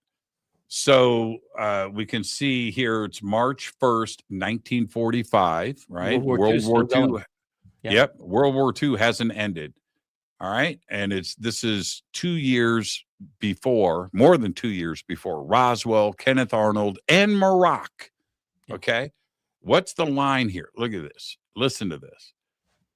Pilots reported the following: an aluminum colored cylinder shaped object about 12 feet long and 1 foot in diameter was observed floating in the air at 9,000 feet. It appeared to be suspended vertically with small fins and a mast projecting from the lower end. The object was partially deflated. A red flame resulted without smoke. The cylinder did not disintegrate. Photo taken. Yep. That was my next line. Photo taken, blah, blah, blah, blah, blah, blah. Where is this? I think that's just another mistake on behalf of the Department of Defense or Department of War. You're showing this, but there's additional data here. There's additional so that was 9th Air Force. It looks like. Do we know where this? I can't see where this was seen. Where let's go to the top here. Signed Caseta, 9th Air Force, 9th Air Force, attention F2, March 1945. Let's go down here. Air Staff Distribution. That's all I've got. Yeah, that's it. So maybe we can find out more about what the 9th Air Force was, where it was operating. This is during the war. I'm guessing this is somewhere over Europe, but we don't really know. Yeah. Very, very interesting. And I love the description of this because you have to go, again, historically, Richard, as you know, when you go back to that era, what were they accustomed to seeing? The rumors of German rockets, right? And things of this nature. So you have that. You have flames. You have the new jet, aircraft technology, and 9,000 feet is pretty high up. I mean, in 1945, that's up there. And right, so a mast, and it's in a vertical orientation. Yeah, vertical orientation, just sitting there suspended in the air. Yeah, so if it's a rocket, it's not suspended. So and it's very distinct from the standard kind of, if we go say, Foo Fighter reports of that time, which were not described like this. No, and there's no heading at the top of this report. Again, this is my twisted way of looking at this. It doesn't say flying disc in quotes, right? Which was the typical thing in the Air Force, right? Flying disc in quotes, saucer-shaped craft. That's not what we have here. To me, it's one of the first instances we have of a report of a cylinder-shaped craft. From you mentioned in the last segment, we talked about the why. Why is this happening? Well, that gives a pretty good indication why. I think they were observing the conclusion of the most dramatic war in human history going on at that time. Maybe. Just absolutely amazing. Okay. This is one of my favorites. We talked about this briefly, but this is very significant. We heard rumors about this. This is Gemini 7. Yeah. And what This is one that I did see. crazy, this is Borman. And when you look at this, and you'll have to read the whole thing, everybody, just go and you can follow it here. But I'll summarize. Borman, this is Houston. Are you sure you're not looking at the booster? And Borman goes, dude, booster to my right. Object to my left. We also have the booster in sight. Yes. Right. Now, but here's what he says. He says bogey. Now, any war movie you've ever seen, right? You got a bogey at your 6 o'clock. You got a bogey at your 12 o'clock. You got a bogey at, what does bogey mean? Bogey means not us, but it's flying, right? That's what bogey means. Bogey is not ice crystals. Bogey is not booster. You wouldn't call the booster a bogey. A bogey is them. He says here, we have debris up here. This is an actual sighting. Yes. He's like very clear. This particular transcript has been available. So this Yes, is it the has. first time we're seeing it. But it was printed beautifully. It's so easy to read that I think a lot of people are encountering it like for the first time, which is fine. This was known, but his statements are really very direct. Well, he says right here, right at the top, a bogey at 10 o'clock high. That's from every war movie we've ever seen. In fact, I think that's the title of a Howard Hughes film, wasn't it? Bogey at 10 o'clock high. I don't remember. You can see ground control. They're like, isn't that the booster? Is that a natural sighting? Yeah, he goes, a bogey No. at 10 o'clock high. This is Houston. Say again, 7. Right? Yeah. Like, what did you just say? Oh, man. I said we have a bogey at 10 o'clock high. I love this document, man. And the the Soviets have their own long history of these exact same types of events. Some of them even more dramatic. But it goes, the Americans have them, the Russians have them. Probably the Chinese, probably the Indians, anyone else going up into space has probably had them too. I just love this stuff. And for me, let's continue here. Hold on.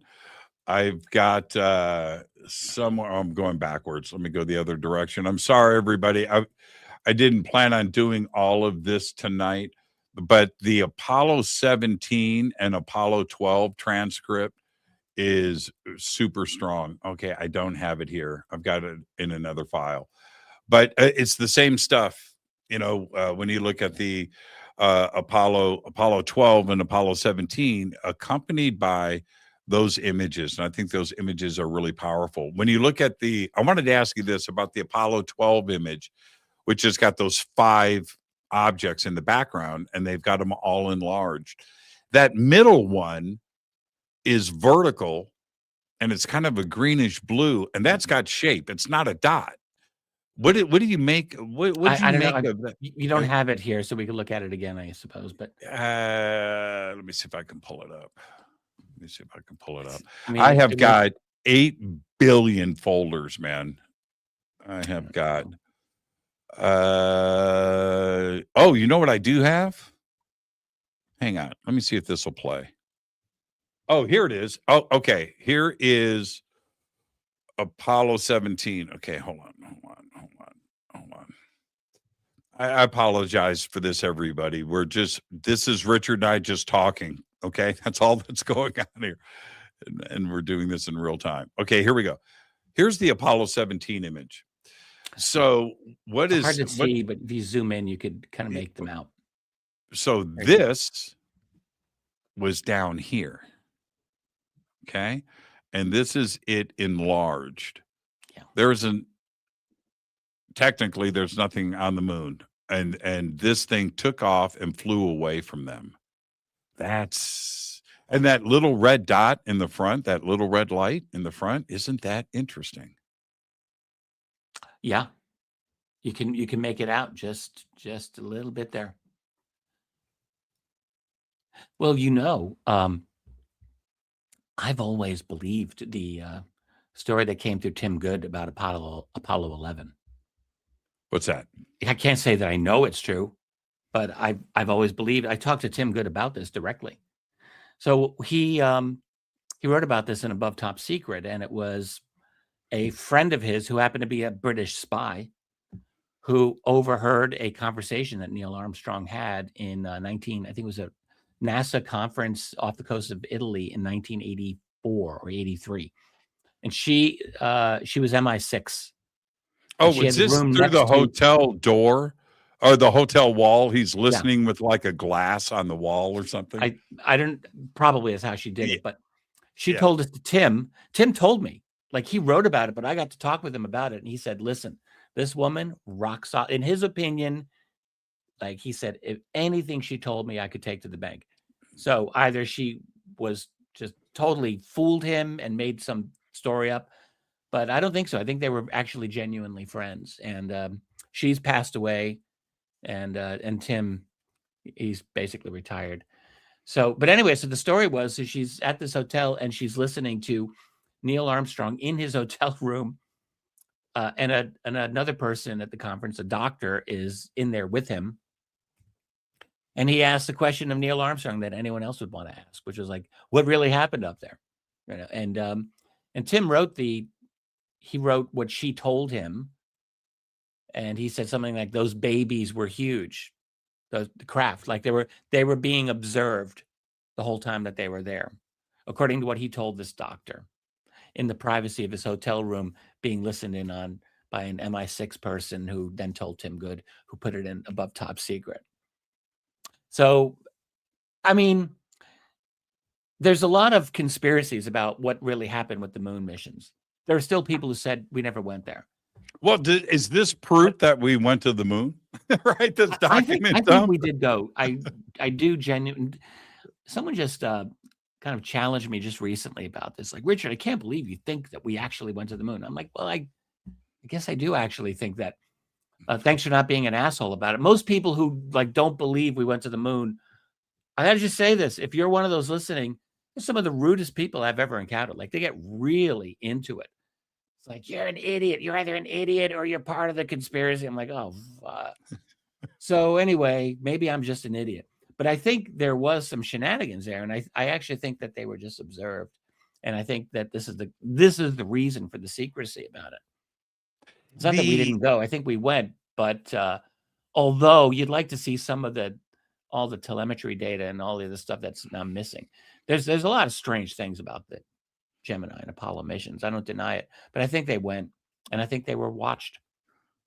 We've heard over the years. Now, for the audience that may not know what Richard and I are talking about, when you do this research, there is a lot of supporting evidence and transcripts, including some pirated audio, because they were transmitting on private channels, right? There was public radio channels that they were using. Yeah. But there was also private channels that they were using. But there was a lot of really clever amateur ham operators around the world that were looking for this stuff and got it recorded. And there was a batch of stuff that surfaced that had a whole conversation going on about being watched from the edge of the mountains, that on top of the ridge, they were lined up, the lights were there, watching them on the moon. And this is not now. It hasn't been talked about enough publicly, has it, Richard? But it's been there for a very long time, and now we've got this coming from the Department of War. Does it confirm the chatter and research that others have done over the past, 4 or 5 decades? What it does is it's restatement of of the mystery of some oddities about the moon that we don't really have a good explanation for. That was the genius of this disclosure by the government. You could say it's like they released some interesting information that keeps us talking. There's no real confirmation. There's no genuine disclosure. Like, here, we know where these guys are from. We know this is what they are, or this, here are the different craft that we've actually observed. Like, there's none of that. And there's no analysis. There's no conclusions. None of that. Like, you have to ask yourself, in the entire mass of the United States military and government, are you going to tell me, with all of these reports that they've had, military reports, that there's no genuine attempt at a conclusion? There's no genuine attempt at a deep, rich analysis? Of course, there has to be. And we don't get any of those. So we just get basically some raw data, some interesting photographs, some interesting transcripts, and they are interesting. And in fact, some of them are very compelling. But the government, let's say the secrecy group, they're still in the catbird seat. They can still say, well, yeah, you people can think whatever you want. We're not admitting anything. And there is no genuine admission. So we haven't really moved significantly forward. I mean, maybe some more people have become interested in the subject, which is good. And I think actually your dive, Jimmy, has been great. I'm really, really glad that you've done this. And I'm not done with it. I'm just looking for the other angle. Yeah, getting well, to you did more than I did. So getting to the Dolan why. I need to be the Dolan, the Ron Swanson why. That's what I want to get to. I want to talk about the new book USOs and volume 2. But before we get there, let me share this with you. Although I can't get into specifics and everybody will understand why. But I was for 4 days, this is 3 years ago, out here. And I was I don't want people to figure out and extrapolate what I'm saying and figure out who this person is. I don't want to violate that. But I was with a contractor from Edwards. And I see him early in the morning. This is like day 2. And we're drinking coffee. It's like 7 in the morning, 8 in the morning. And he comes in. I said, so what's going on, man? He goes, oh, man, I'm tired, man. Haven't been to bed. I said, oh, really? Why? He goes, I was up all night chasing aliens. He doesn't know what I do. All right. Okay. Contractor at Edwards. Okay. Yeah. I said, what are you talking about? And he goes, well, man, I don't want to say too much, man. I don't want to get him caught. But he goes, I'm a flight controller. I said, really? He goes, yeah, it's my job to scan the skies at Edwards. Really? So when you say we were looking for aliens. Yeah. What? Right. Now I'm going to leave that right there.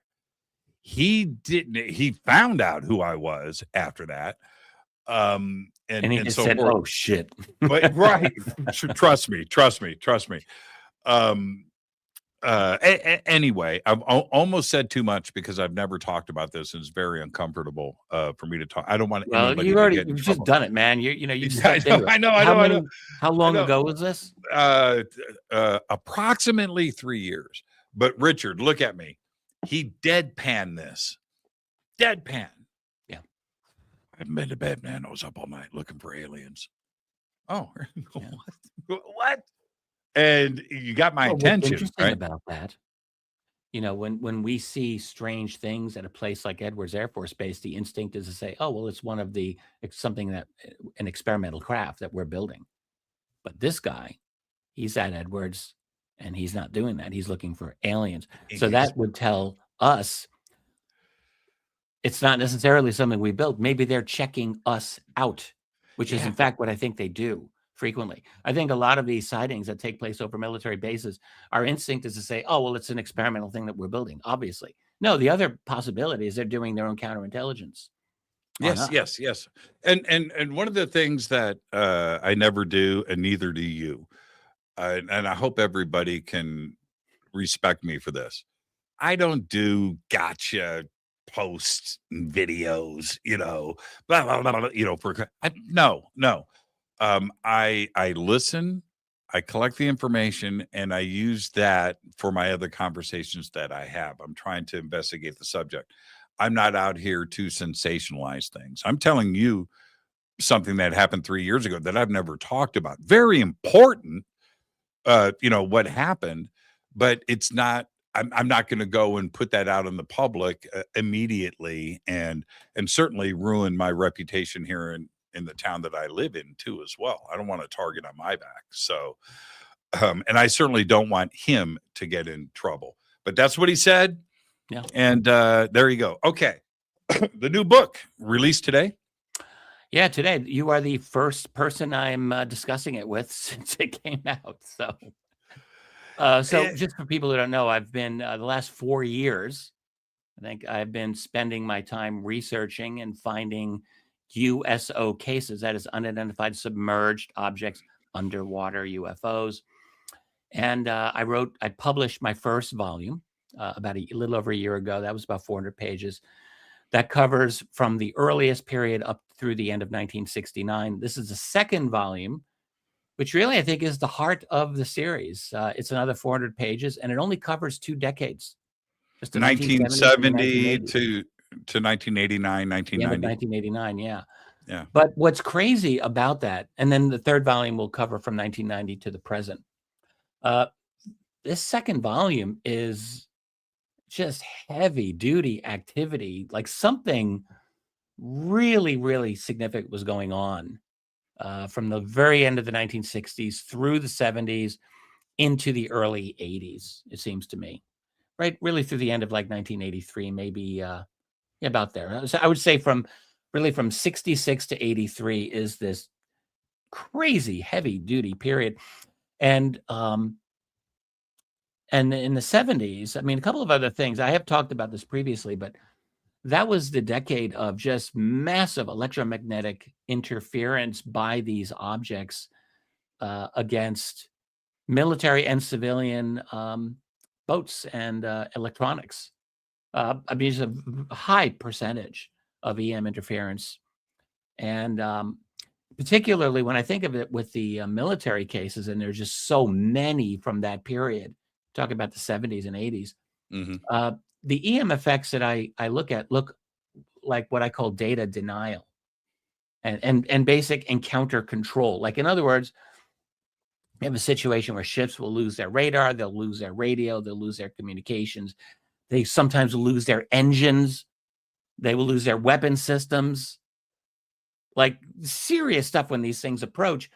So it's not just interference, like in a passive sense, like these craft are coming by and they're inadvertently screwing with us. No, in several of the military contexts that I noticed, like the systems would fail just when like the tracking and their engagement of these unknowns would matter the most. Like when these objects come in the closest, then everything goes offline. So I saw this enough, and not just with Americans, I saw this with some Soviet encounters as well. It really suggests to me the ability by them to just limit our ability, A, to collect data, B, to respond in a military manner, or really even just understand like what they were seeing. So that's just one thing. I just noticed like there were just so many of these crazy, but utterly believable encounters. And I say believable because many of them were exceptionally well documented. Not all of them. Some of them are written by an anonymous guy to a message board years after the fact. Mm-hmm. But like that's relevant too, frankly. Yes, Like you got to really read these people and read their accounts, and you have to decide, like, do I believe this guy? And like most of the times I do, in part because what they would report was entirely consistent with many, many other encounters that are often very well documented and not open to question. So I think, what has really struck me about this entire study from the beginning right up through today is how there are these patterns that suggest intention, like, intent and consistency. It seems to me, like, when I look at the behaviors of these craft, and we don't really have a lot of time here, but that's fine. Um, it strikes me as these intelligences have been monitoring us, and they are watching. They are watching our technological development. I mean, if you think about the course of the 20th century, from 1900 to 2000, I mean, my God, what a transformation. That's just 100 years, 4 generations. It's not a long period of time. No, it's And not. if they had any presence in our world and in our oceans in 1900, and I absolutely think they did, they're watching, like, in the year 1900, we just developed our very first submarine in the world. That was like functional. First time, like, we're in the water. It's like, up until that time, they didn't have to worry about anything below the water. Like, if they had the ability to stay down there, they didn't have to worry about these pesky, nosy humans who notice everything. They could just hang out there. And for the whole first half of the 20th century, it was, activity got a little more. We developed sonar, starting to detect things like in the near vicinity of us, but it was actually pretty good. But then we start getting nuclear submarines in the 50s, aircraft carriers, we're militarizing the waterways. Suddenly, by like the 1950s and 60s, they're thinking, holy God, what is happening here? These humans are really moving fast. And then by the late 60s, I noticed a definite behavioral change in these USOs that carried through the 1970s and has continued to this day, which is that they operate predominantly in the dark at night. Whereas prior to the mid or late 60s, the cases that I found, and I tried to find everything that I could, it was almost exactly 50-50 day versus night. And Wow. after from 1968 onward, it's about 75% at night to this day. And with military cases, it's almost 90% are at night. It's so 90%. interesting. And Yeah. when we talk about the difficulty of mapping and understanding the world's oceans, yes, that's always been there. It's just as difficult today. And I'll give you an example. We know very little. And even if we know where something is in the general vicinity, for the most part, we can't do shit about it. And check this out. I don't know if you know about this. A few months ago, this just happened. Russia sends a freighter with 2 miniature submarine nuclear reactors on board, and they are shipping it to North Korea. Okay. Mm-hmm. It's a deal that Russia worked out. North Korea gave them drones and missiles, for the Ukrainian war, and Russia sending them 2 miniature nuclear reactors for their submarines, right?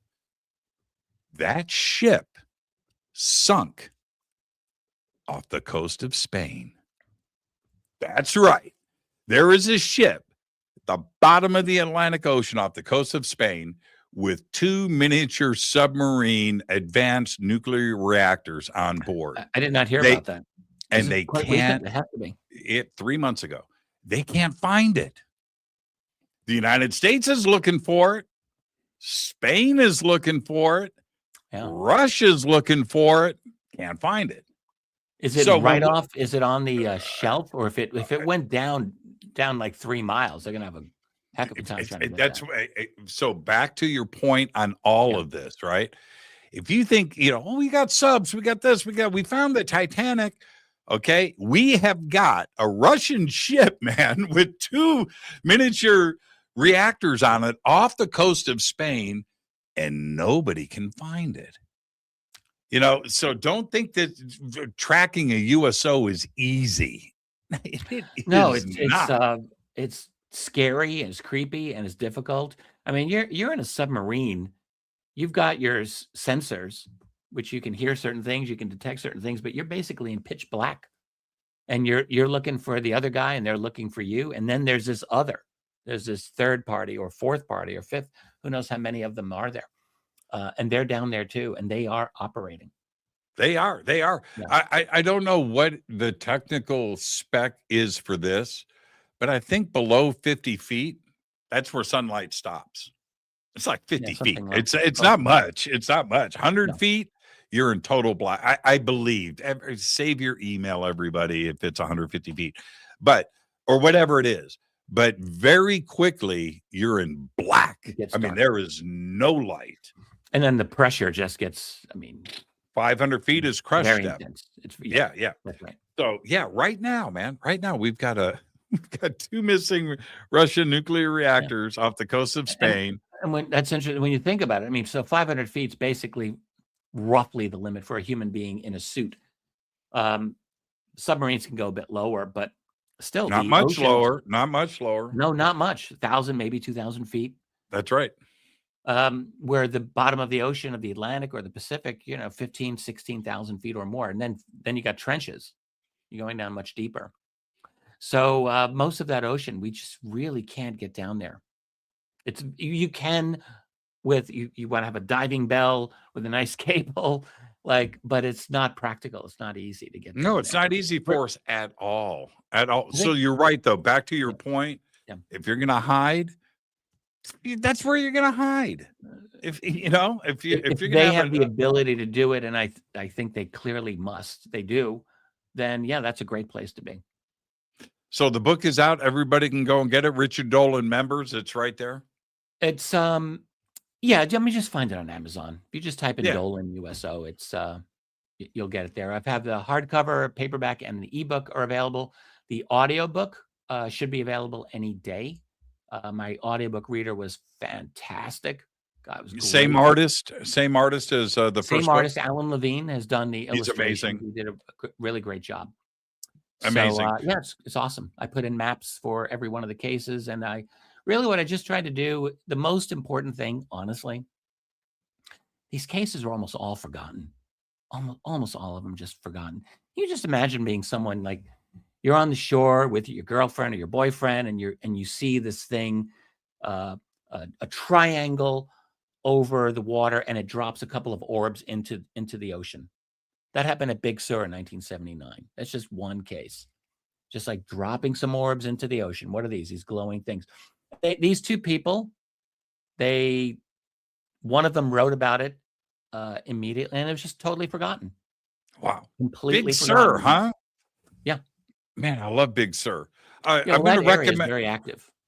It's Southern California. how many reports do we have off of Pacific Coast Highway, man? Big Sur, right? Many.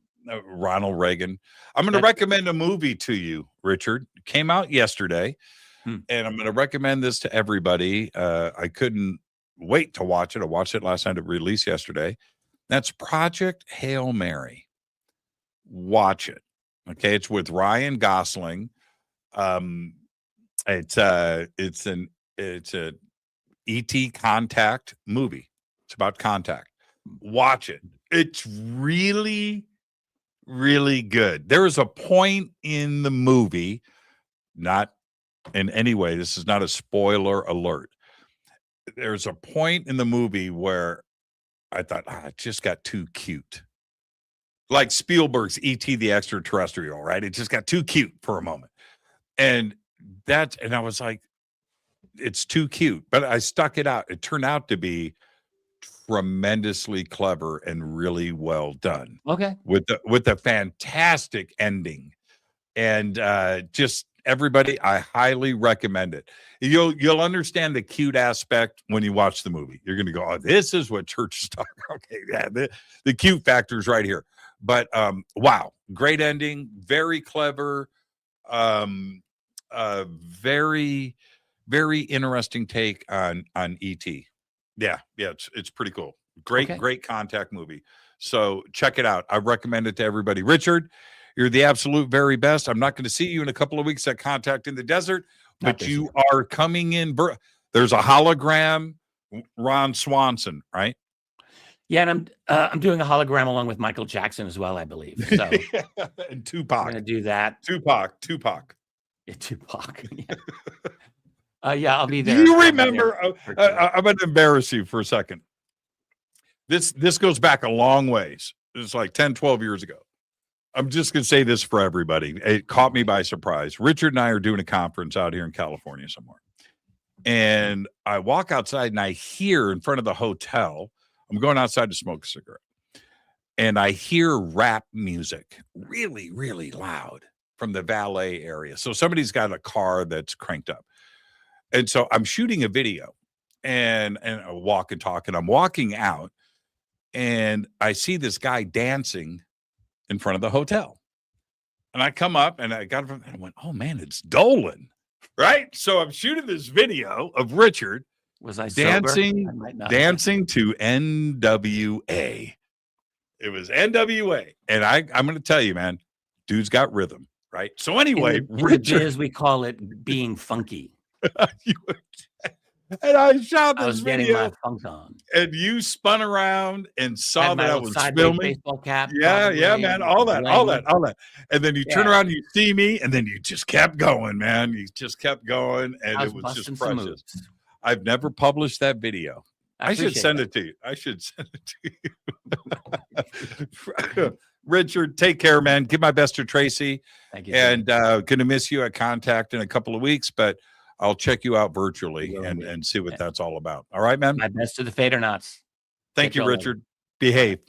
Thanks. Richard Dolan, everybody. That's another perfect night with Richard. Always enjoy sitting down and talking with Richard. This is a very, very important day for all of us. And I'm talking about May 8th, 2026, the document dump. And it allegedly is batch number 1. So I don't know when number 2 is coming out. There's rumors that it may happen this week. Of course, I'll keep you posted on all of that. I do want to remind everybody tomorrow night, right here, continuing an amazing week here on Fade to Black. Tomorrow night, Trevor Grassi is here, one of the lead researchers on the breaking research that is hitting right now about a second Sphinx at Giza. Okay, so that's tomorrow night, right here on Fade to Black. Until then, all I've got is go back, Lee Tappy. Fade to Black is produced by Hilton J. Palm, Renee Newman, and Michelle Freed. Special thanks to Bill, John, Dex, Jessica, Dennis, and Kevin. Webmaster is Drew the Geek. Music by Doug Aldrich. Intro, Space Boy. Fade to Black is produced by KJCR for the Game Changer Network. This broadcast is owned and copyrighted 2024 by Fade to Black and the Game Changer Network, Inc. It cannot be rebroadcast, downloaded, copied, or used anywhere in the known universe without written permission from Fade to Black or the Game Changer Network. I'm your host, Jimmy Church. Go back, Lee Tappy.